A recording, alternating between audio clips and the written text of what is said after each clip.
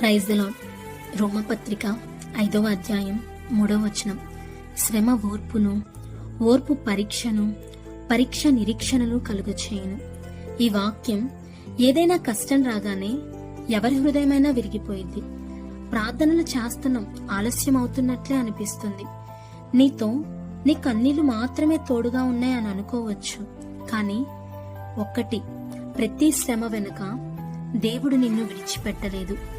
ఆ బాధల మధ్య నిన్ను నిలబెట్టి నీకు శక్తినిస్తున్నాడు. అదే ఓర్పు.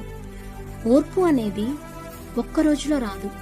ఎన్నో గాయాలయ్యి, నిరీక్షించి, నిరాశల మధ్య మనసు విరిగినా దేవుని మీద ఆధారపడుతూ నిలబడడం. మన జీవితంలో ఎదురైన ఏ పరీక్ష అయినా మన విశ్వాసాన్ని శుద్ధి చేస్తుంది. బంగారం అగ్నిలో శుద్ధి అయినట్టే మన హృదయం కూడా బాధలలో మరింత బలపడుతుంది.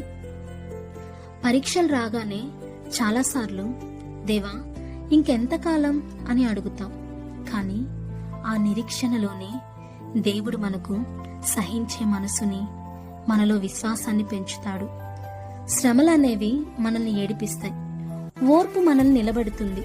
పరీక్ష మనల్ని మార్చుతుంది. నిరీక్షణ దేవుని సమయాన్ని నమ్మటం నేర్పిస్తుంది. అందుకే నీ